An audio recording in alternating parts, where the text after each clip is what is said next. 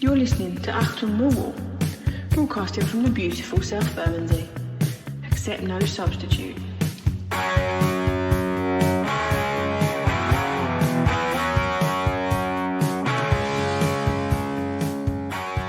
Hello, dear listeners. Welcome to Achtung Mill special Saturday night edition in the aftermath of this afternoon's predictable 2-1 loss at Blackburn. Joining me to chew over the predictability, the grim outcome of this afternoon's trip to Ewood Park is our Northern correspondent, long time off the show, but big welcome back to John Shipman. Welcome, John. Thank you, Nick. Keeping it all. Flop on the road, I've written on my notes here. I didn't see the coverage today, listeners. And there might be a bit of a point to this. I actually went out to a non-league game this afternoon, John, because I couldn't face another stream experience sitting in our spare room looking at the stream coming in from Blackburn. But you were able to go there in person. Unchanged side from the 11 that started against Blackpool, which in itself is probably something to discuss. But it sounds like a pretty tough watch this afternoon. How did you see the game, mate? Yeah, the first half was god awful, Nick. It was. I've spoken to a Blackburn supporter as well. Said exactly the same thing. It's just an awful half of football. Yeah, and going straight into the big issues, the Rowett ball and the way we're playing football under him. yeah. At half time, Nick, it was there for the taking.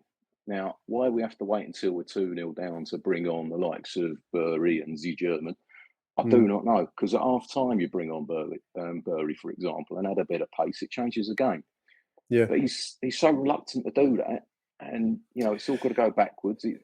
I just found it inevitable, as you say. I think you've used that word, and I couldn't really see another result the second we went 1-0 down. No, I mean, first half, I was following it by refreshing my Twitter feed, listeners, which I don't really recommend as a form of watching football, although sometimes maybe it reminded me of watching teletext back in the old days, where you just wait for the screen to reload. I was at the football this afternoon at Beckenham, and there were great acres of time where nothing seemed to be being reported by the Millwall official Twitter feed. So although I'm not seeing it, I'm building what sounds like a very accurate impression of loads of nothing going on in that first half. The atmosphere, that word of the day, was flat, really. The atmosphere was flat. There was nothing coming from them. They didn't create any chances of note that I can remember. A long saved one just before half time, actually, in sort of stoppage time before half time. Right. He got down well for one at the corner.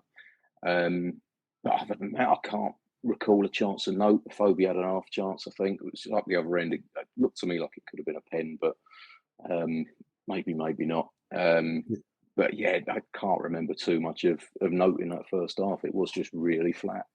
I mean, 0-0 at half time. I was actually in the bar when I was refreshing my Twitter feed, listeners, and I was actually in the bar getting Graham, who I went with today, a beer. And I saw on there the Sky Sports screen, it showed 1-0. And I thought that was the most predictable moment of my afternoon, because the actual game I was watching was quite entertaining. But that moment where you go 1 goal down, 57th minute, the BBC says, according to them, defensive confusion, John.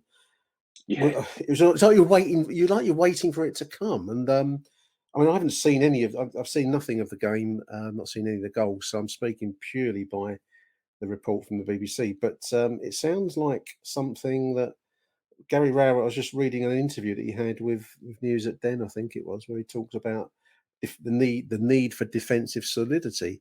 And we've looked really, really fragile all season. And I don't see it getting better, John, because that first goal sounds like a lack of communication. Is that fair? For I think there was.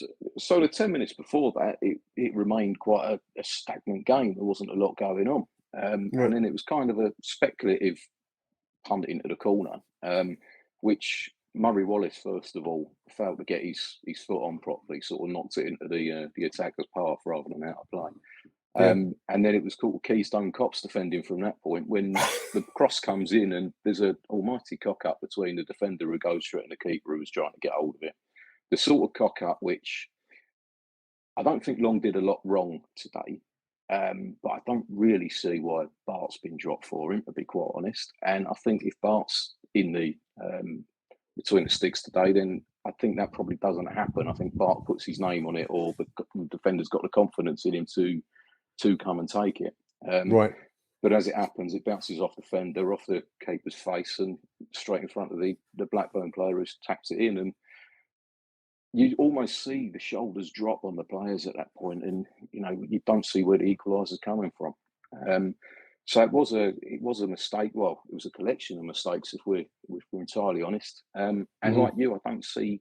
It was such a strong point, our back three, for quite a number of years, when it was Hutchin all there through with the Rowett Cooper. range, on all through his tenure. It's been defence. Absolutely. That Ballard seems last to be the thing season that's did gone out very the well. window. Yeah. And I can't quite understand why, but they just do look shaky all the time. Maybe it's Cooper's captain in the side, and he's doing fairly well. I'm not seeing lots of individual errors from Cooper, but at the same time, I wonder if they need to talker next to him to galvanise them a little bit and organise them a little bit. And perhaps that was Hutch in the past. Maybe that's the sort of thing that's missing, but it just doesn't seem to be a lot of structure and cohesion at the back at the minute. No, I mean 1-0 on 57 minutes. We very swiftly afterwards we're 2-0 down. This is a Brereton who I kind of expected to be on the score sheet today.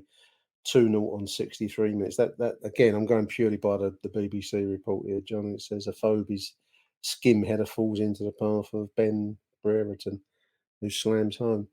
I think throughout the afternoon we resorted to pumping it forward towards a Phobie, who, for the good and bad of the Phobie, I don't think he's ever claimed to be a target man, and that's kind of the job he's being asked to do. I have a bit of a confused look on my face when I look at our front line this season. So in previous years, we've had the luxury of Jed Wallace, but we've tended to play one in the middle, one, and then sort of two either side of them. So almost a three up front with two dropping back when they need to. And now increasingly, it looks like one up top on their own. Certainly, that's what it looked like today. Which, if you go away and you get a point, maybe you don't complain about that. And it's job well done, but it doesn't create a lot of chances for us. And it changed quite substantially when they made the subs and went sort of throwing some attack at it. But as I say, why we have to wait until we're 2-0 down to do that? Why we don't make a subtle change at half time when the game was clearly there for the taking? Or address it in the immediate aftermath of going 1-0 down, I do not know. But waiting for 2-0 and bringing three players on, just straight desperation for me. It's a repeat story all of this season that we change it when it. I mean, sometimes we've turned 2 goal deficits around.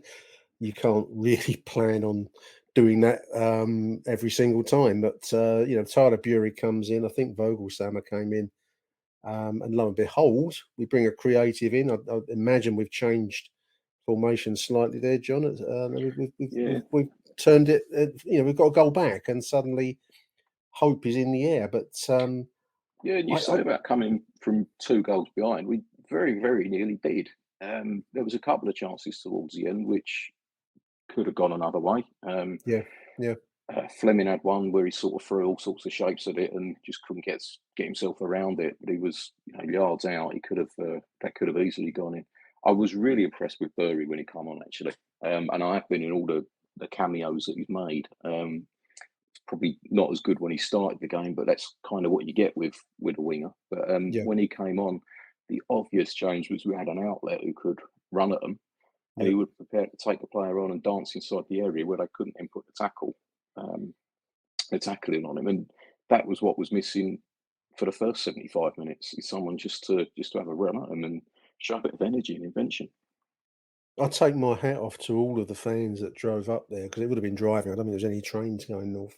No trains going anywhere, to be honest, today. So I'd take my hat off to those that went up there, because as much as you don't want to say it, listeners, this was you could see this coming. This result it's the same repeat story, John, isn't it? This is a problem, and I think it's going to come back to the manager, because he sets a tone. He can make changes. You're right at half time. If it's all even Stevens, you want to press on and win a game in the second half. He seems to lack the what is it? The bravery, the confidence. He keeps talking about other people being brave. I don't see it in him. I think I think Nick, he's quite a conservative manager. I'm put in mind of the probably going off at a tangent here, but the England cricket captain. Do you remember Joe Root a few Yeah, years ago yeah, was yeah, consistently accused of trying not to lose before he tries to win? And I yeah. think that's Rowett, and I think it shows itself throughout the team. So times when we get a throw in on the edge of their box, the edge of the opposition box, how many times does that end up going back to Jake Cooper and Murray Mm, Wallace in our own half? Because we mm. just, I'm not suggesting we always throw it in at the mixer, but it needs to be an element of that. It needs to be a chance, taking a chance and having a go. And I think it's ingrained in the team now that first things first is not to lose, and then if we hit something from a set piece or on the break, then we will do. And I think it's been like that for a few years. I mean, the internet is alive with with accusatory tweets. Listeners, you've probably seen it yourselves. Um, he seems to have 9 lives, Gary Rowett. I mean, many's the manager that would have gone some time ago. Really, sometimes somehow he has a knack of pulling out home results. I'm thinking Blackpool one's most recent example, John, because I thought they wouldn't survive that. And at the end of the first half against Blackpool, there were howls for his head. We eventually ground out a very flat win at home to Blackpool. Lost today. I don't think fans can really set off to Rotherham with any great sense of hope on Wednesday night. It's shaping up to be another tough midweek game at Rotherham, then the home game against Borough next week. It's looking like it could be a bit Liz Truss for him somehow, doesn't it? Yeah, I don't know where I stand on Gary Rowett. I really don't, because the football hasn't been great. Don't get me wrong, and I'm someone who today was an easy trip, but I'll come down to London every couple of weeks to watch a home game, and it Yeah. adds up, and it's quite a commitment. And then you get there and you watch a load of dross. It's not ideal, but at the same time, he's kept us in the championship for two and a half years now, and not just Well, kept since us in he's the championship, but arrived, challenged for playoffs. well, this is it. This is since he's arrived in October 2019, took over from Neil Harris. I mean, we have each season. There might have been one where we weren't quite on it, but we've contended for the playoff spots. We certainly finished last season because that was one of the last away games that I went to. We went to Bournemouth with a sniff, so that's never a bad achievement at Millwall. And also, we've spent money this year by Millwall standards with the intention of challenging. But I think what's strange this year is that the thing that we all thought we could depend on, the defence, seems to have turned to mush, doesn't it? That's the thing that's really embarrassing us at the moment is the defensive lack of solidity. Yeah, and I don't mind. I'm results first and football second, I think, and I don't mind lousy football if we're getting decent results. I do start to look at it after a day and think, well, when was the last time we played an entertaining brand of football? Because I can't it remember. hasn't been that way under Rowett, and it certainly wasn't that way under Harris towards the end either. So Not towards the we're end, going no. I back. mean, we have moments, but no, I take your point. I think there's something in Gary Rowett's philosophy for me is not to lose, a Joe Root approach. And unless you're blessed with very high caliber players, that's probably not a bad starting point. But it does fall apart rather where the defence lets you down, and that's really what's been happening too much this season. We've got 6 losses now. You can see this season getting away from us quite quickly if this trend continues over the next 10-game spread up until the World Cup. So um, I think he's probably got a while yet. I think they'll give him till the World Cup before any review of his long-term future takes place. But he's going to be an expensive man to get rid of. I mean, this is another thing. Fans, throw around, sack the manager freely and easily, John. But it's an expensive business. It is, and it's not this doom and gloom. Don't get me wrong. I don't think we're going to go down. I don't see it. I don't see us being a relegation team. But then you're looking at the fixtures. We've got Middlesbrough on Saturday, who are currently third bottom, Third from 4 points behind us, something like that. Yeah. 3 points, yeah.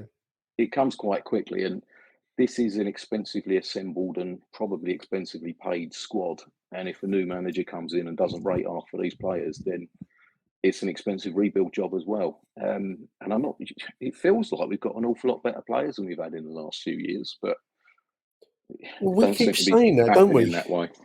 We keep saying that on podcasts like this. I think this is a fairly standard thing that we've got some good players. I think we do. But the players that we thought we could depend on, and by that, to name a few names, I mean, Murray Wallace, Jake Cooper, and whoever's alongside him in defence, it's Cresswell. Maybe it'll be Hutchinson when he's fit again. Defensively, we've looked really, really fragile, and I'm not sure whether that's Gary Rowett's fault particularly, but maybe some players in defence are just reaching the end of their line. I don't know. Shelf life comes into it, doesn't it? Maybe that's where we're at with the defenders.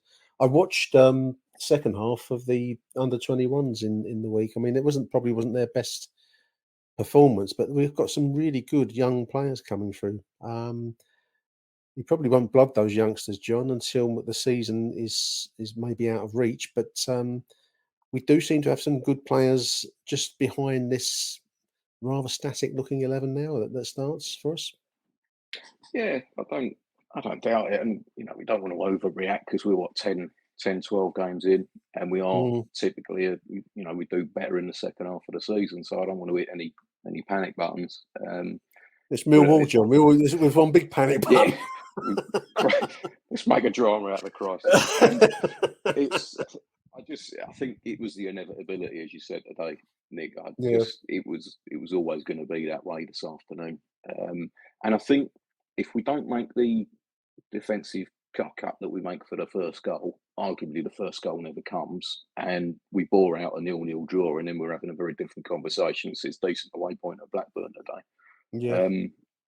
So it's individual errors as well, but I don't know. I think it was more the predictability that once that first goal got went in, we were never going to get back into it. Although we did give ourselves a chance when all the subs were made, and we were going at them for the last 15 minutes. Midweek trip looms to Rotherham, who are 1 point in front of us. They're sitting in 11th position on 14 points.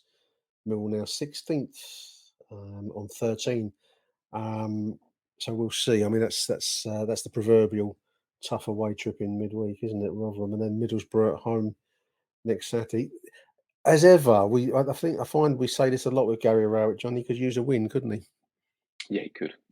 And Rotherham, it's winnable, certainly. Yeah.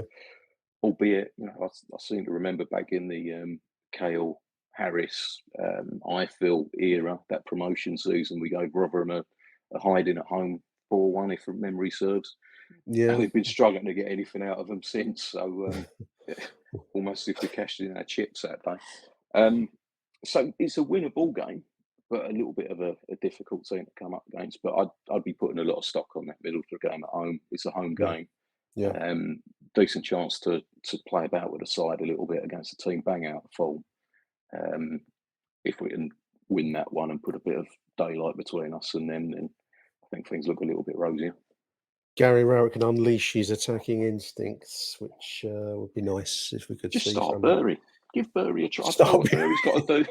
I don't know what he's got to do to get in that side. He's obviously the thing that's missing in terms of a bit of pace. I don't see another candidate to provide that.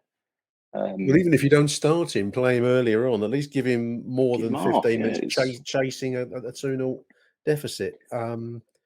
There we are. Football managers who can get their heads around them, listeners. I don't know. Absolutely. I'll have to go. John, I want to say thank you. Well done for going today. Well done to everyone who went to Blackburn this afternoon on a difficult day. Poor result. Let's hope for better in midweek. Big thank you, John Shipman. Thanks, Nick. Achtung, Millwall. Hello? Hi, Nick. John Rankin just calling in after the defeat at Blackburn. I mean, as a reaction to that, such a shame, really, because I was encouraged by the way Millwall played in the first half. There was a bit of bite about our defence. Someone went in really heavily in the opening few seconds on Berreton Diaz, and left their mark on him. George Honeyman was very aggressive in the midfield and putting some really good challenges about.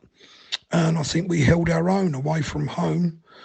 And it looked good. I was quite pleased. Didn't create a lot of chances. and Blackburn had something like 65% possession or something ridiculous. So I thought, well, it's going to be one of those games where perhaps we can nick a win, which you've got to be happy with all the way up there.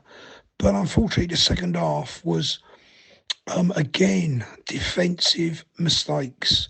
The first goal, I think it was a corner. Should have defended that a lot better. I think Benicophobia was at the near post and kind of flicked it on, and Brereton Diaz came in and just poached it in front of George Honeyman. Central defenders completely absent. And then the second goal was just a calamity. I mean, George Long, who I think played well, had the ball covered. It was a shot. He was going down to just gather it up. And Cresswell, do these defenders not talk to each other? Cresswell came in and just levered it into George Long. It bounced off his chest. And I think, again, it was maybe Brereton Diaz or one of them just side-footed into the net. You cannot expect to win games at home or away if you do stuff like that. It's just, I don't know what it is. I'm completely baffled by it. To just switch off in moments like that and create, schoolboy errors. It's just beyond me. Anyway, as the game progressed, we scored a good goal with Jake Cooper. And I think the players, did as well as they could do. That's my feeling about it. Are they playing for Rowett? And is Rowett setting them up? I've got to say, this obsession, setting them up properly, to me, as a know-nothing Millwall supporter, this obsession with wing-backs is absolutely killing us. You can see we give away so much possession. We do not retain the ball. And the midfield is just so weak for us. Poor old Billy Mitchell and George Honeyman are running around like, the proverbial blue-arse flies, just trying to win something because the midfield is so light. We need to drop this obsession with wing-backs. We got players capable of going out wide and crossing the ball. Tyler Bury, set up the lovely goal for us with Jake Cooper. There's so much potential there. Zian Fleming must be so incredibly frustrated because, he's not getting enough ball through to him. In the second half, he did exactly what I've been wanting to see a number 10 do at Millwall. He picked the ball up in the centre circle and went slicing through, got up to the edge of the box and tried to play a ball through. There is so much potential in this team, and I just don't know what's going wrong. So, over and out, incredibly frustrated, but come on, you Lions. Achtung, Millwall. Good morning, dear listeners. Huge thank you last night to John Shipman for joining me in the aftermath of that disappointing, very, very disappointing loss at Blackburn. Got a chance Sunday morning to have a quick look at the goals from yesterday. As I said in the conversation with John, I wasn't there, so this is my first chance to review the sloppiness for the first goal. I don't use the word sloppiness lightly because the player at fault, in my opinion, looking at the footage here, is it begins with Murray Wallace not connecting with a long ball forwards. The Blackburn player jinks into the box. And then there's Keystone Cops defending, a number of Millwall players really, everyone getting in each other's way in the 6-yard box. It falls to Blackburn's Dolan, who has a simple task to slam it in. Very, very avoidable goal, very sloppy and typical really of the defence all season in fairness. That's then very swiftly followed up by, it's a good shot on goal just immediately after that, batted away quite well by George Long. But the second goal comes from a corner, another very avoidable concede, really. It's a corner in, and Benicophobia does what he doesn't do at the opposite end, which is to get a good flick header onto it, that puts it in the path of Brereton Diaz, who has no problem at the far post. We do get a decent something back in the game. This is a ball that falls from a free kick to Tyler Bury, puts a decent cross in for Jake Cooper to head home. And then there's a late chance that falls to Zian Fleming, who couldn't quite get his body onto it, as John mentioned in the conversation. So all in all, yet another hugely disappointing away loss. I've just seen a tweet from Jake Sanders forwarded to me. Jake, who becomes the first Millwall player to score in an away league match for 161 days since Benicophobe against Birmingham. This is a major problem. It comes back to the manager, listeners, reading the online comment. Had a interesting direct message from Kevin Fuller. Huge thank you to Kev. He makes an interesting point, I felt. He's listened to one of our recent shows, but it applies probably to yesterday's performance. Not that I saw it, so, take that with a pinch of salt, listeners. He's talking about the back five. He says at home we should be playing a back three, if that makes sense. When we lose possession, we should be tucking our wing backs into midfield to provide a defensive screen higher up the field. Instead, all of our five, this is at home, Kevin saying, are falling back and allowing teams to run through our midfield. We are playing five like a four at the back, if that makes sense. If we had a four and we lost possession, it's fine for the backs to fall back, as you have more players in midfield. I think the problem is Gary has surrounded himself with defenders, but all the defenders have played in a back four for most of their playing careers. Therefore, I think they're playing a back five in a classic four manner. Hope that makes sense. It kind of does make sense when you reread it back. I hope it makes sense having reread it, Kev. A major problem. It comes back to the manager, listeners, reading the online comment. Post, the club posted the official full-time score. The comment after the leading off of that tweet just gives you a sample. You can find it everywhere online at the moment. The fuck off row, it says. Matt Webb, why are we not starting games as we finish, says Adam Coyne. Why is Tyler not starting? Very good question. Because he was the creative outlet that did produce the goal for what little we did get out of the game. Same shit every day, says Dan. Scott Malone's post about positivity comes back to haunt him. Charlie Hubbs posts that. Jim Grogan makes a good point. We have one of the best squads we've had in years, and we're underperforming massively. This stops at the management, surely. I think you're right there, Jim. I think we do have a decent squad going forwards. I don't like the look of our defence. I think the signings were obviously attractive up front. Zian Fleming looks the part, and I've got our own homegrown Tyler Bury, but defensively, just looking at all the goals this season, when you watch all the games back, whether we win or whether we lose, it's the defence that's the issue. I don't think it's going to make any difference, to be honest. Jules Long showed one or two good saves yesterday from the 2-minute package that you get on YouTube. I've decided I'm not going to pay for the Mill TV business, so whatever I see for games that don't go, it's now going to be YouTube or nothing. That's a different point. But he made some decent saves. Whether any better than Bart Bielkowski, don't know. Possibly not. Debatable. But that's not where the problem's lying. The problem is lying in the poor defensive mindset of the back line, but also though the forwards. I mean, the second goal yesterday was down to Benicophobe not doing his job as a striker. You put him on the near post to get the ball going in the opposite direction to the way that he sent it. He put in a brilliant header. If it had been up at the other end, that would have been a wonderful header. But as it was, that made it 2-0 and game, set and match, really, for Blackburn. Row it out, says Bermondsey Bill. And so it goes on. You can find it yourself online. I think a very difficult game looms at Rotherham. If we don't get anything out of that on Wednesday night, and I can't see it, can you, listeners? I can't see much at the moment.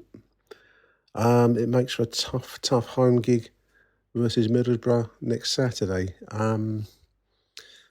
Changing the management, going to be very, very expensive. But at the moment, it's very hard to see much in this season other than, at best, a mid to lower table finish. We'll do well to achieve that at the minute because we're just not showing the defensive capability, certainly away from home and from what we've all seen at the Den this season at home.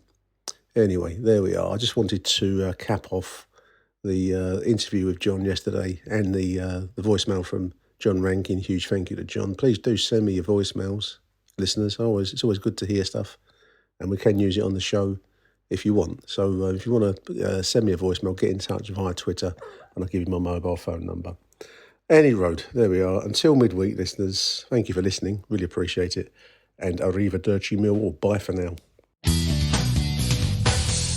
Achtung, Millwall.